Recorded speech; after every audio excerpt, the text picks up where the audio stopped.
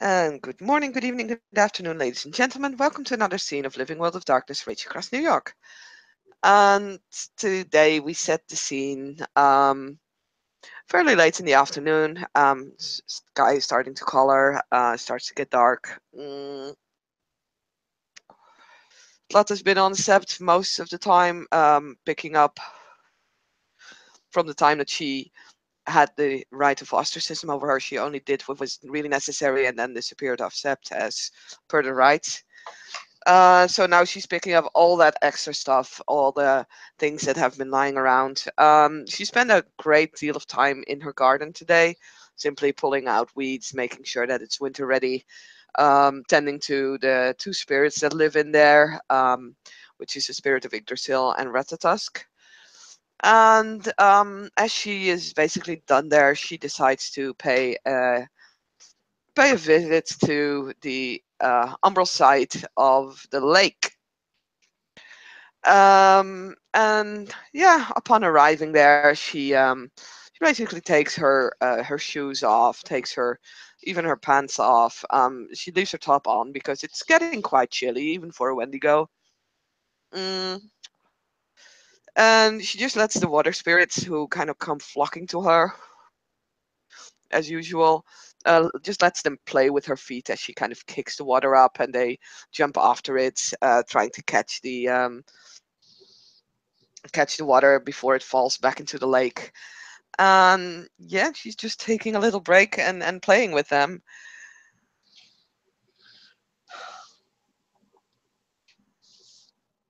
There is one on like our side of the pond, so to speak. So he's in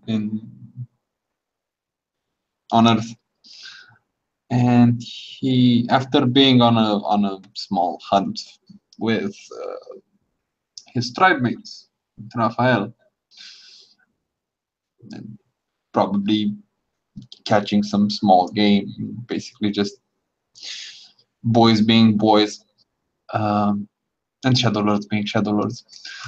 Um, there's some he's in his lupus form. There is still some blood drying around his mouth, and he wanders around the ship, basically getting a feel of the general area. And unless anyone specifically tells him you shouldn't go in here or something, he just like makes a mental map of the set, and he approaches this lake which he never saw before. And yeah, just walks around it, gets a feel. Maybe if he can, and the shores allow it, dips a paw in the water, makes a few splashes.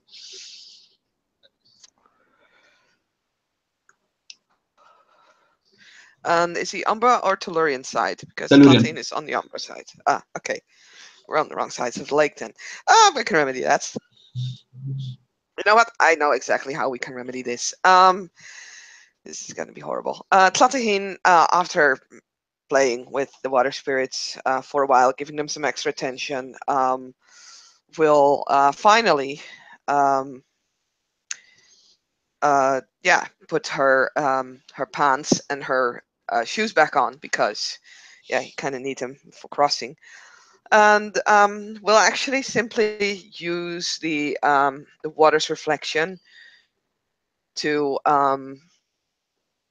yeah, step sideways. Officially, I should roll for this, so let me set up in a dice roller, which of course I didn't do because, eh, I'll wait with that one. Where is this an end scene? That was yesterday. I don't know. How about dice roller 2? Is that one empty? That one's definitely not, probably. I'll go with the extra one that says yesterday at that time.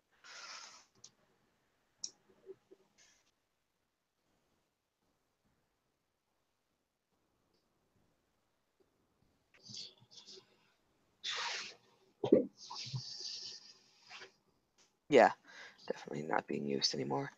So I will roll my gnosis to step across. Bleed more on no. She basically appears immediately. Having 5 successes on her gnosis roll to cross from the umbral reflection of the lake to the Tellurian one, and basically shows up right next to someone because she forgot to check where she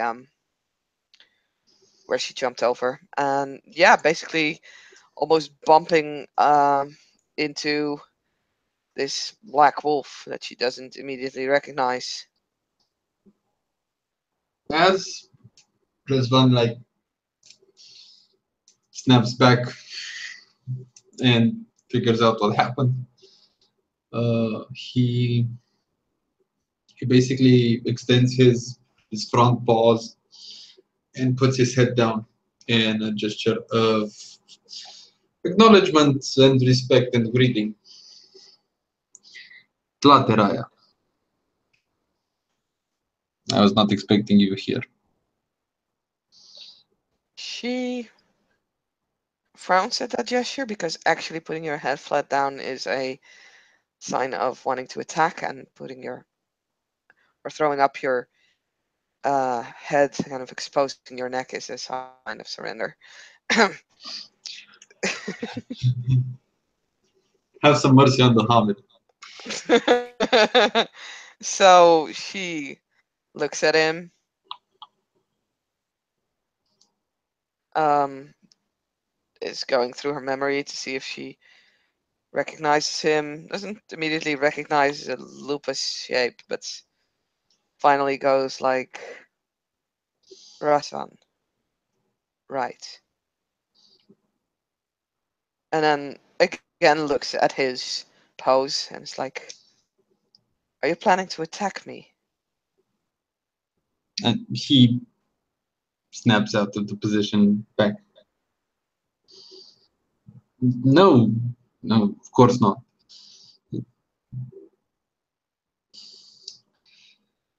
Will told me I told Will that I haven't spent much time on 4 legs, so I just do what feels right. Putting your head down like that, you're protecting your vulnerable sides, meaning that you expect an attack or expect to attack, making it hard for me to reach your most vulnerable place.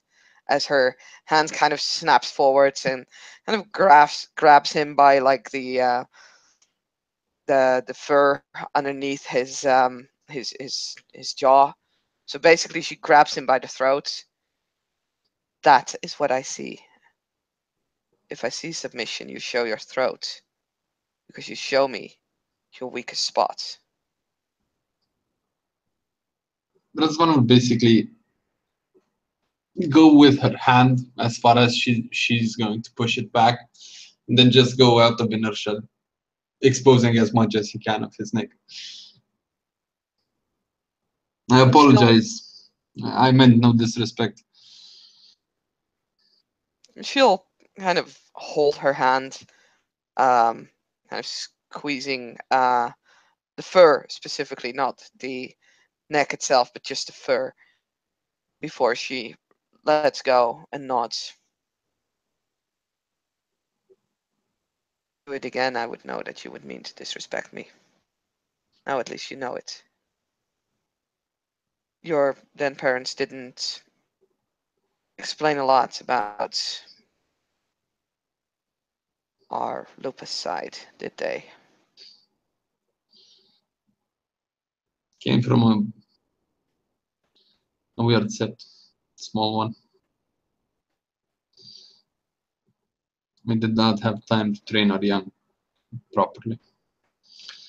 It was go through your first change, learn the litany, go fight leeches. Mm. We learned as we went along. Most of our My former shipmates were Aruns and Hamids.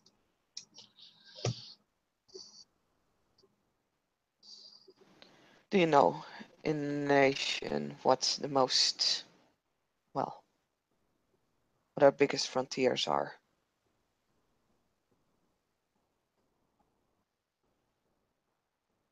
Out of character, would I know that?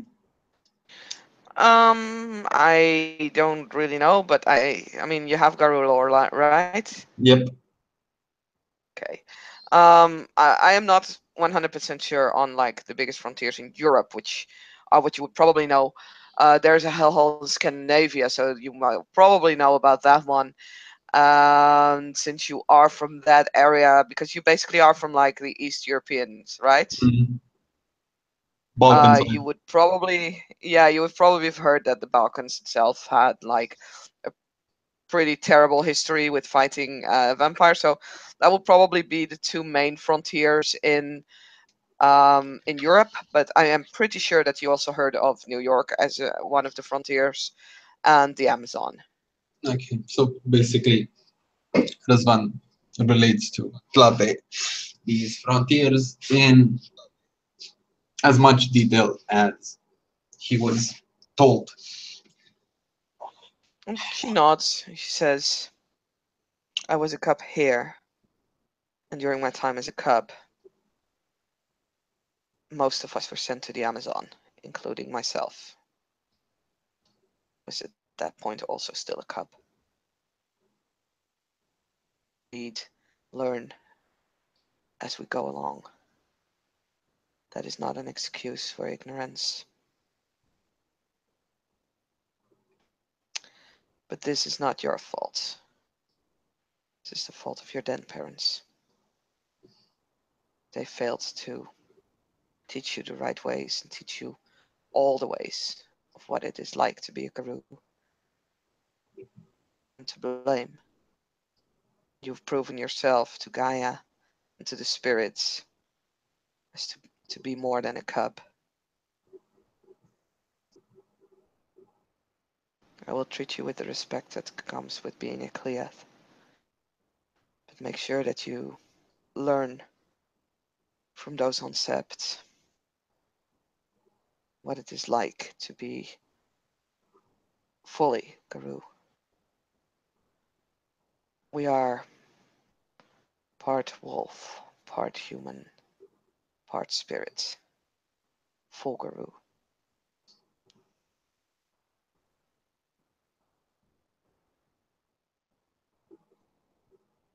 I'll make sure to remember your words. It is because of this exactly that I came here to spend more time as on four legs. I can deal with humans. I can walk on two legs. I've been doing it all my life. The other side of me did not get the chance to explore that well. In all honesty, I would advise if you go on four legs to go to the Umbra. Even though this area is protected and humans will not come here, come too close to the borders of the Sept and they might spot you. We are still in a major city.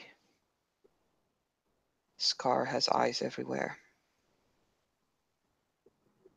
The Umbra, at least, is safe from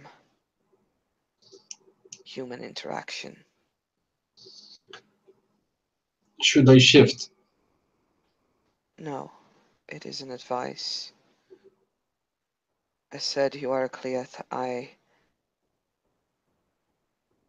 think you can understand that going too close to the Sept borders, looking like that, would get us into trouble.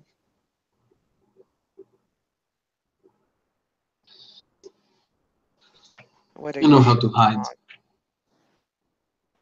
Good. Whether you shift or not is up to you. I am not here to order you around, even though I am higher in rank, higher in station.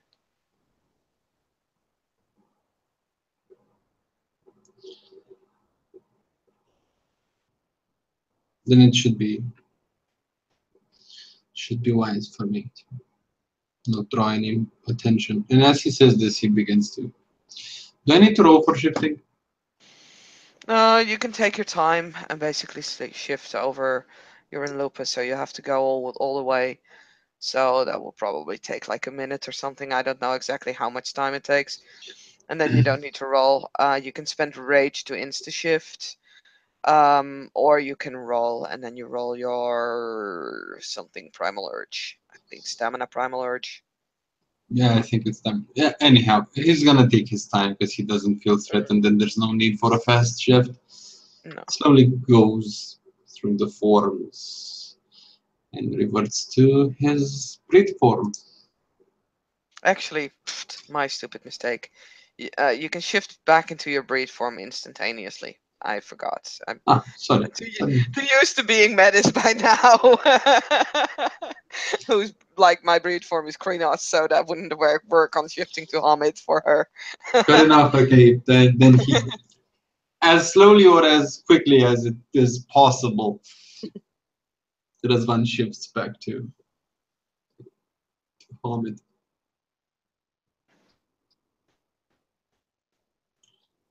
Still find it difficult to slip into the Umbra. I'm a Galliard after all.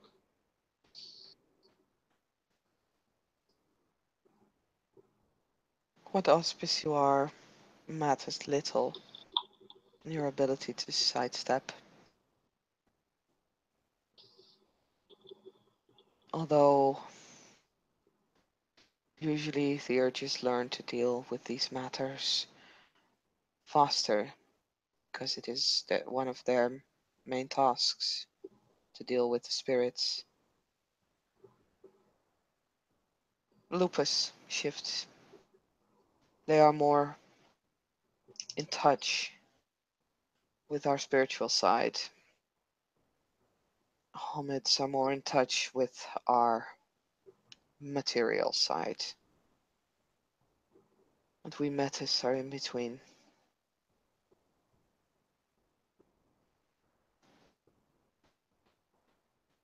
It is more your breed than your auspice, I think, that stops you.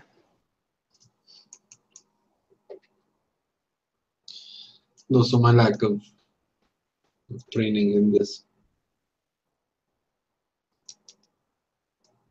My stack is very pragmatic.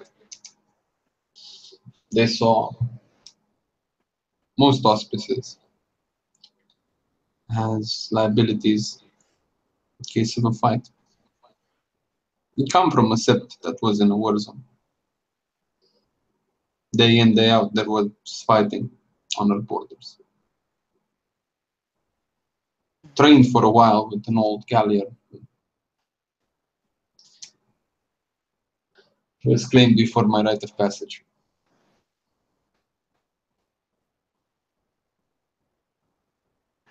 With all respect to you, your old sept sounds rather ignorant in the ways of the nation and in the ways of Garou. This is why I left. All auspices have their place in the war, and all auspices have their place in the Eye of Gaia.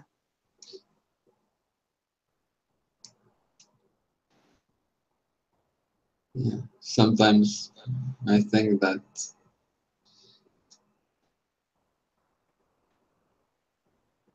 my alpha will be reminded of that soon enough. My former alpha. But still, I don't like to deal with. It is not my place to judge. He still is of higher rank than I am. He leads a good fight against the enemies of Gaia. But it was not my place. Hmm. And I was unwanted there.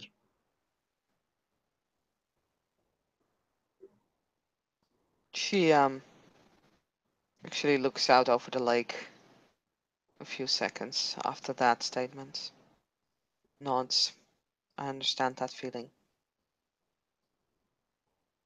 Make sure that you learn. Don't be too proud to learn. The den father is of your tribe. He's a lupus. You might pick up some things from him which might be valuable to you. Lessons.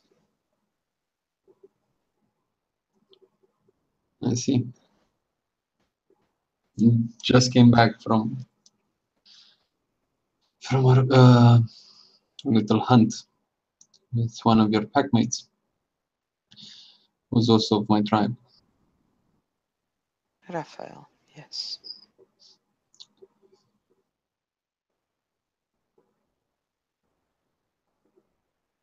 He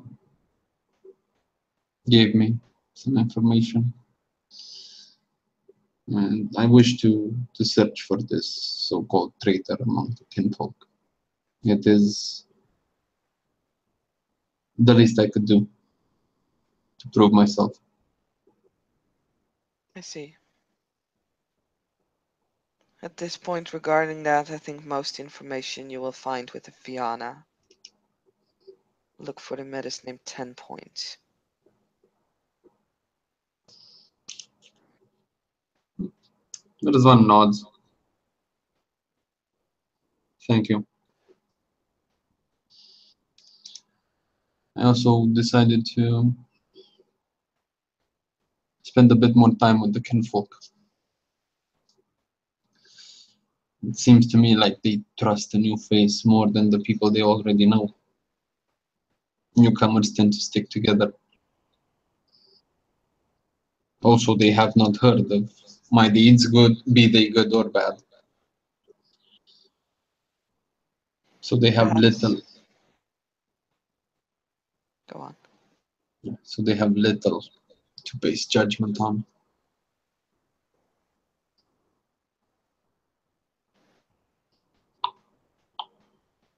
If that would help, I do not know. My dealings with kinfolk are minimalistic at best.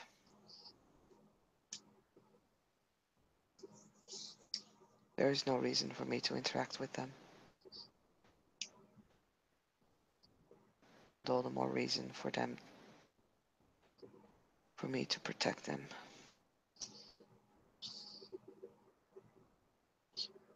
They are a resource that should not be ignored nonetheless. I feel like whatever resource we do not claim for Gaia, others claim for the worm.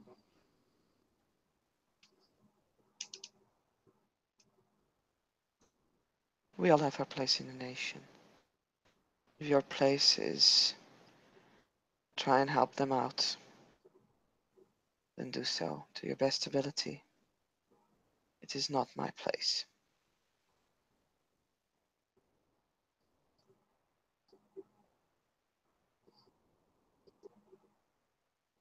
I want to do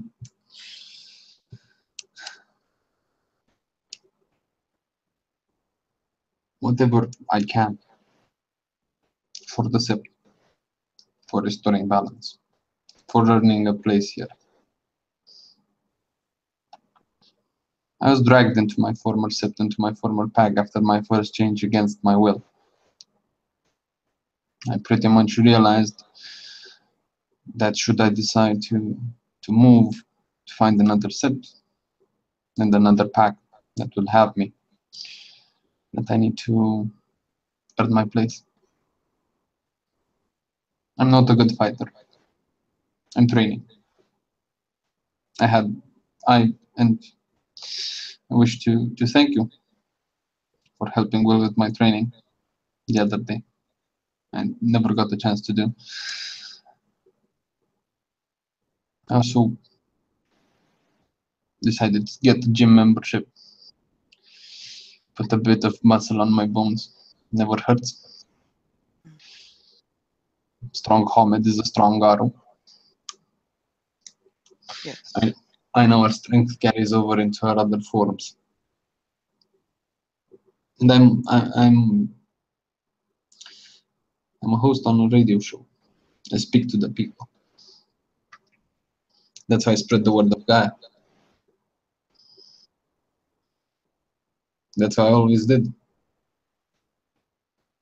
Through song, through voice. And it would not be the first time that I proved myself by ratting out a traitor. And he smiles with a bit of smug pride, like just the right amount of pride.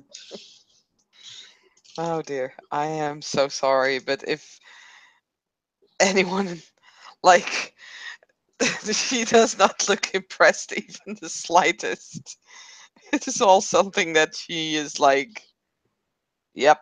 If anything, she just looks blank, as if that half of the conversation was something for her out of a fairy tale. Fair enough. He still does it. Mm.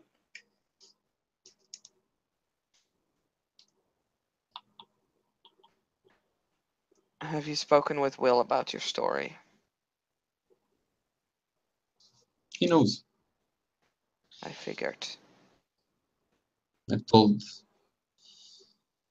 Will and Raphael were the ones that greeted me when I first came to the set. They've heard my story, Mm. how I undertook my first change, how I was brought into my former pack and my former sept, how I earned my rank, and how I was forced to leave. I have nothing to hide.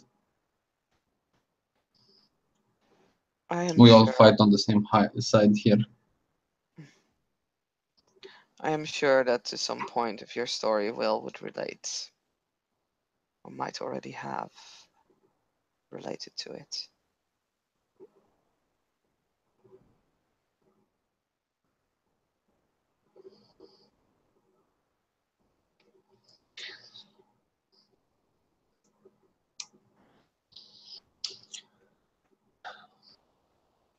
I'll be honest with you, Flatera.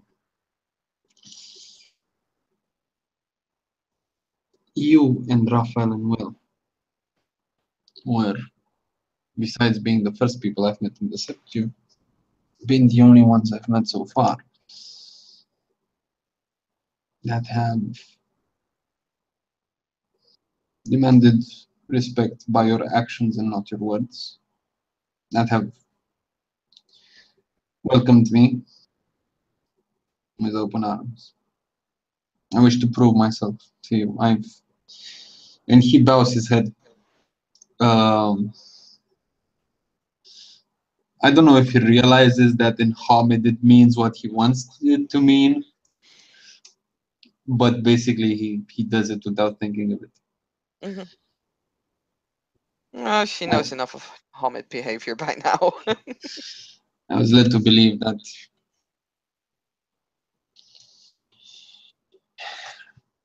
Will is the alpha of your pack, but Raphael told me that it's actually you. I Indeed. apologize for the mistake and the confusion. I've never spent much time about people that are not of my tribe. Among Redcon that he says Garo, not people Yeah, uh, but he that are meant not of my Garo. tribe. I wish Zlati to. kind of laughs actually at that comment. A kind of almost barking laugh, which is Mhm. kind of strange because a lot of people have never heard her laugh. So, She's in Hamid now, right? yeah. Yeah, so probably Rizwan is a good like one or two heads taller than her. Oh yeah. Mm, yeah, It is an honest mistake. I think many would see the Wormfoe and Arun and Hamid as alpha of a pack. instead of a Metis theurge.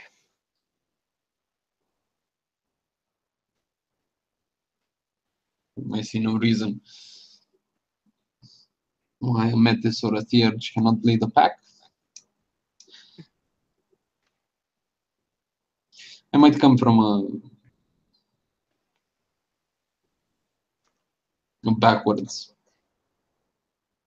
neck of the woods. But I am my own person and I have my own ideas. See no reason to disconsider the Metis. They are as Garo as anyone. I was just led to the.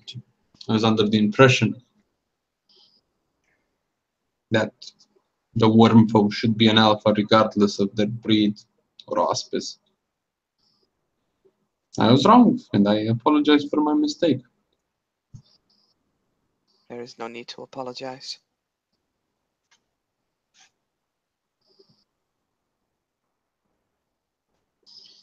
So, It would like I make said, sense. But in our situation, it doesn't. Our pack, we are called the Children of the Spirit Wilds.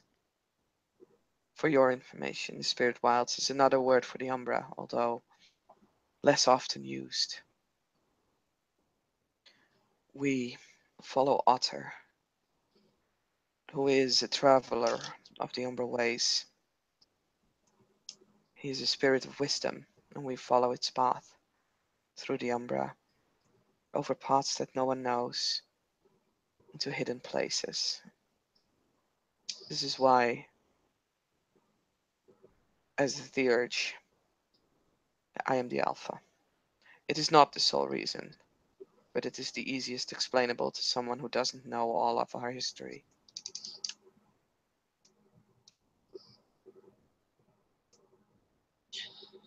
I'd see. And I appreciate you taking the time to explain this to me.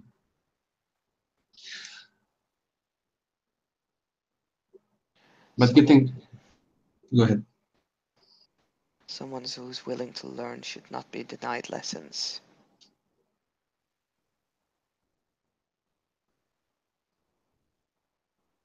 He smiles with appreciation.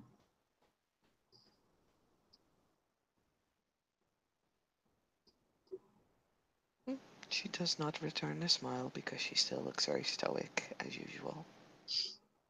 Like even her laugh earlier on was not like a hearty laugh or anything. Okay. But I made her laugh still. Uh, Regardless of who's alpha. I judge Garu by their character, not by their rank, not by their auspice, not by their breed. The three of you have been the kindest to me in the short time since I've arrived first in the Sept of the Green. And I don't know the custom when it comes to joining a pack. So I'll be honest with you. I'm working to find this traitor in the hope that I might prove myself to you and your other packmates and that you might have me in your pack.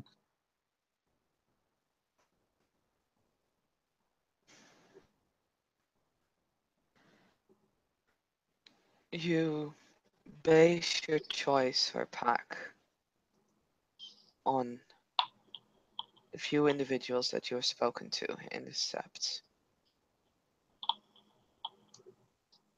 If I had not explained what our pack stands for, you would not have known as you would you have made the same offer.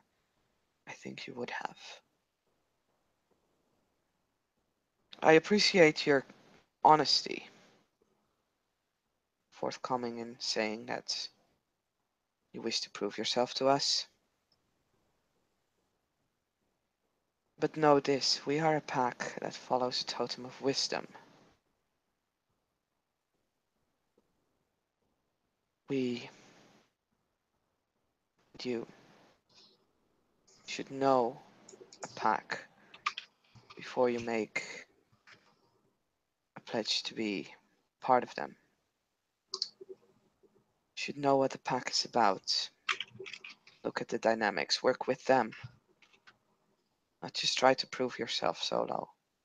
Show that you can be part of a group, part of a pack. Being in a pack doesn't mean that you need to do something glorious. Being in a pack isn't about personal honor and glory. It's not about how good you do things. It's how good you do things with your pack. Your pack, in many ways, should be your family. In many ways, is your family. It's even more than your family. We share minds, feelings, thoughts, ideas, and a common goal. Each pack in the Sept and each pack of the Garou Nation has their own goal, their own strong points, their own weaknesses. To understand that is to be part of that pack.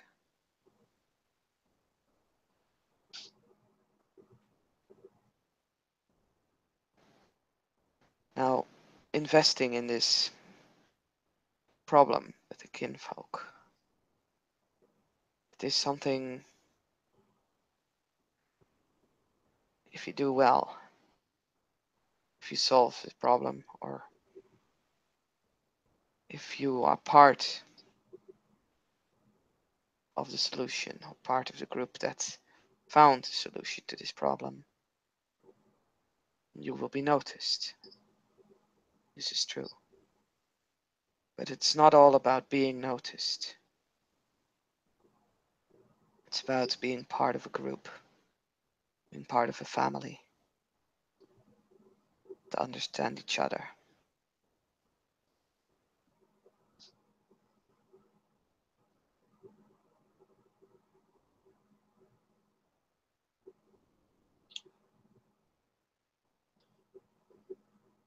I see.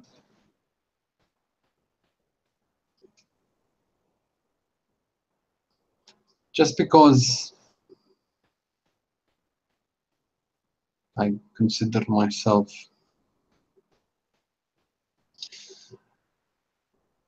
a bit of both a traditionalist and a modernist, that I prize function over form in the teachings of our kind. It doesn't mean I disrespect the core aspects of our ways.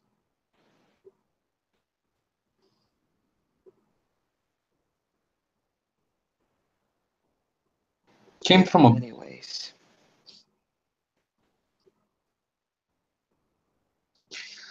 came from a pack and a set of single-minded soldiers.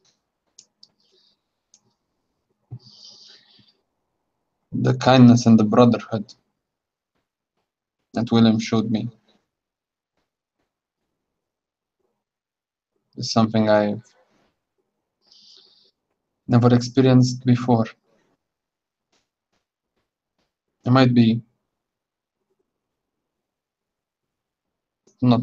not be the most rational choice, but I believe that sometimes thinking with the heart lends greater rewards than thinking with the mind.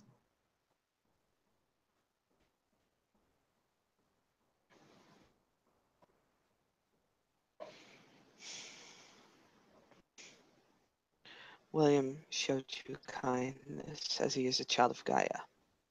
You know what they stand for.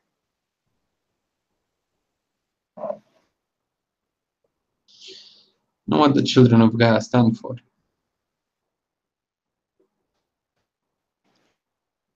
but I've seen in a different way the same openness to help a newcomer from both you and Raphael, and you're not children of Gaia. I can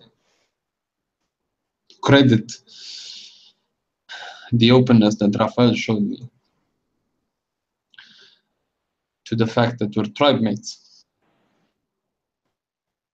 And if I would be uh, obtuse in my thinking,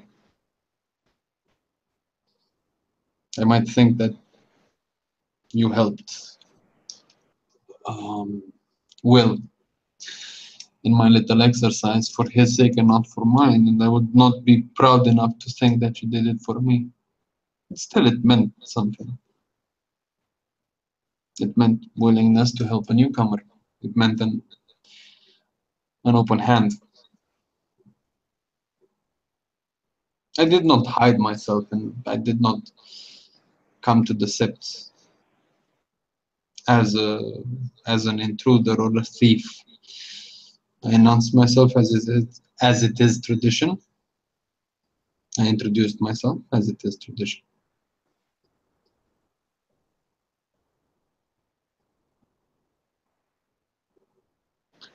And the rest, you know, my decision might be hasty. It might be based on feelings,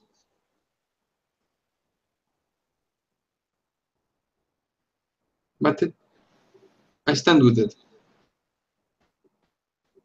Should you think of me unfit or unworthy, you should search for another fact that might help me. There's a big difference between the things we'd like to do and the things we can actually do.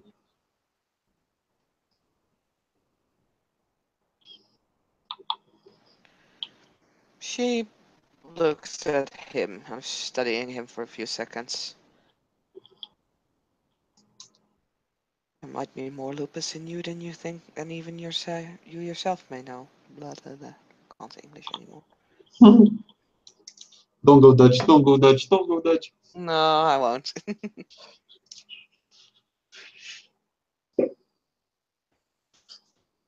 Acting on instinct. Interesting.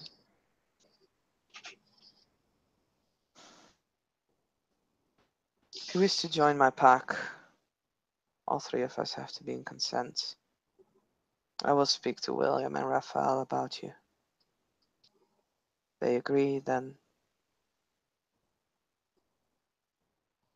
well, we will see.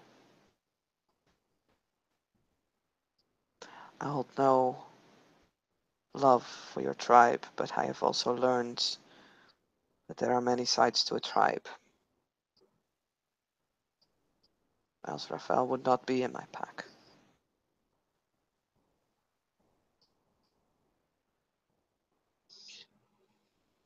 I imagined.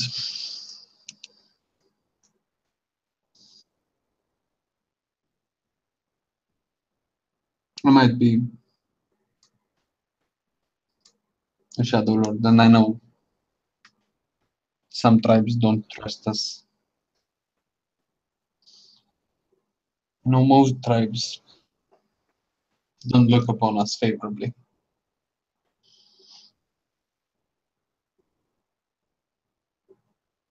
But I believe in judging people for their character, for the things they do, for the things they stand for.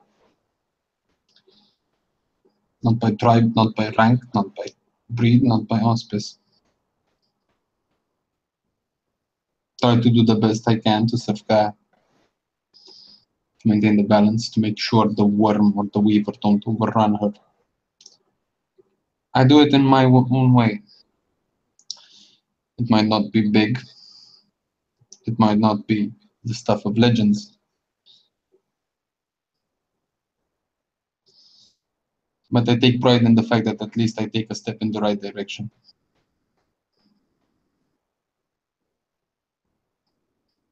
I don't want to shun my duties. I don't want to run away from what I am. I did it. I'm not proud of what I did.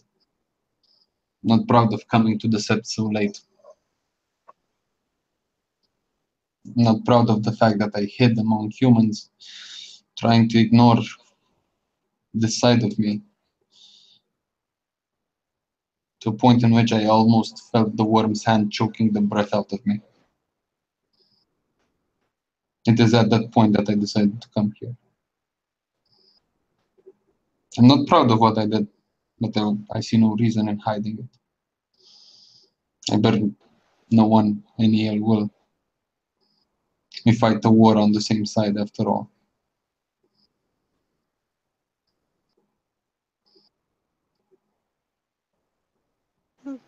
Again, she raises an eyebrow.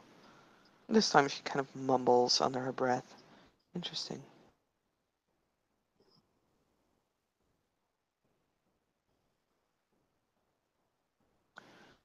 Don't forget, legends need a pedestal to stand on. And the legend is not made by himself.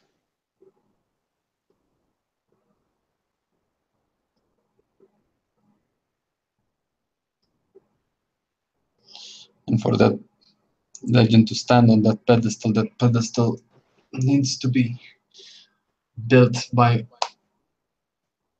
skilled enough craftsmen out of the right material, or else time and eager opportunists gnaw at it and make it crumble. Wrong. It is Guru like you and I who are the pedestal. For those legends to stand upon. We are their foundation. As I said, a hero does not make himself, especially not in the Guru nation. In this place, in this war, we need each other. There's personal glory there is, but ultimately, even Mother Larissa, the Alpha of the Sept, who is very much a legend in her own right, would crumble and fall if there were no other Guru in this place.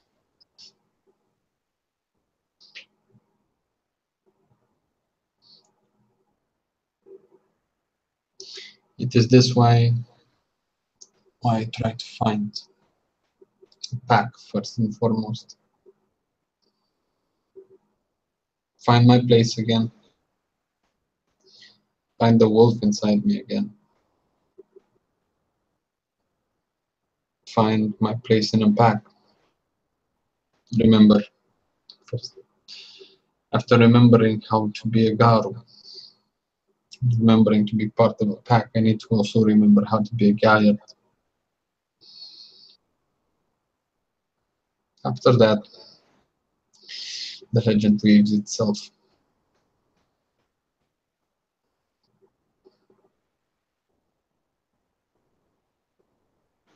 We have a few galliards here on Sept, although we do not have one in our pack. I would advise you to come and learn from them as well. They may not be from your tribe, but many of them have interesting stories to tell, and will be far better at explaining their own auspice than I would be.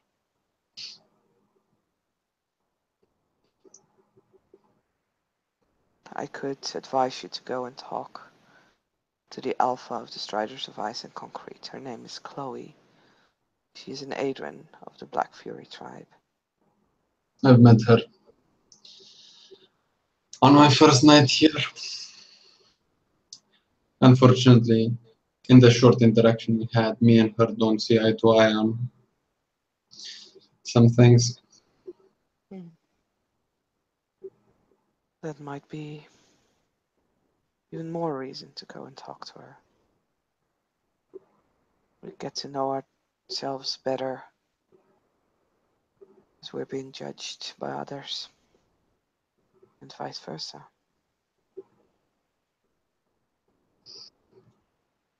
There's no point talking to someone who already knows you and respects you. You can get compliments and praise from them. But the points that you're missing, you learn from those who are your opposites.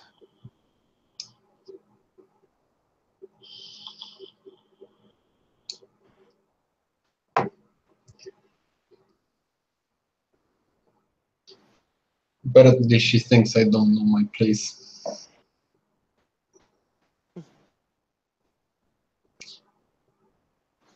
And the fact that she gives more appreciation to a cup than a cleat makes me wonder exactly what she wants to change in her ways and what she wants to keep. She wants to be a modernist and treat everyone the same, like humans do. If you want to be a traditionalist, don't show more respect to a cup than a cleat.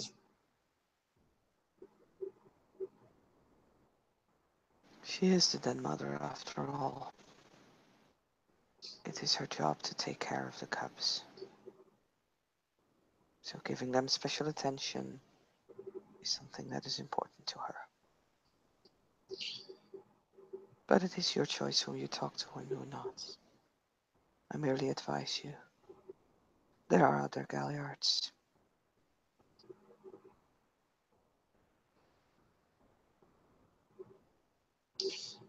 I'm sure there are,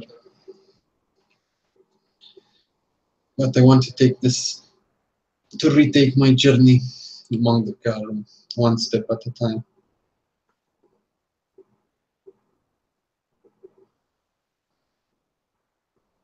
I said I Breathe. will discuss your application with my pack. It's been some time ago since we went on a hunt. Might be interesting to see how you would work with us if you are so willing. I thank you for that, Lateraya.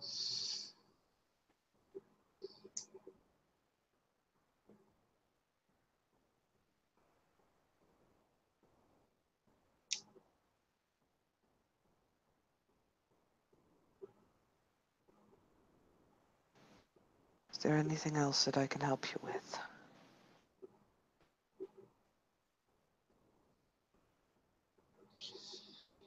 Nothing comes to mind. I appreciate and I thank you for the time you spent with me and the advice you've given me. I'll make sure to find the other galleons in the set. It's always nice to share stories between us. I appreciate you giving me a chance, or at least taking into consideration my desire to join your pack. And I hope I can prove myself to you and your other packmates as well.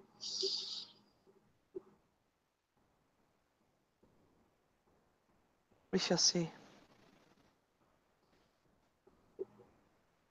I must continue my duties now.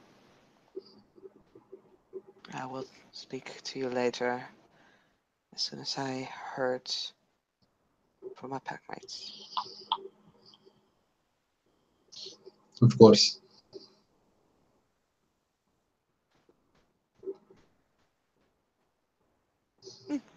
I wanted to say poof, she's gone, but it's taking a little bit more time as she kind of simmers out slowly back into the umbra. As this time, by the way, she did grab a mirror, I should say. It's kind of looking in it.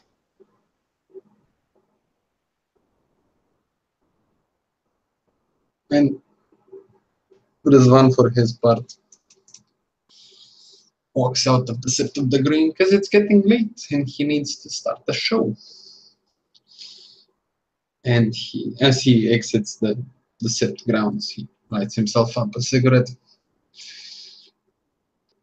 Weirdly enough, he doesn't feel the urge to smoke that much when he shifts, but it's still there. Because a smoker is always a smoker. And he goes back to his apartment. And at midnight, he begins his show. He, for the first time in a while, in the little breaks between songs, he gives little talks to to the few people that might listen to him. Occasional taxi driver, people that are bored and just decided to turn up the radio at an hour this late. He speaks to them about preserving nature, the little green oases in a city of steel and concrete. And unless you want to add anything else, I believe we can end our scene.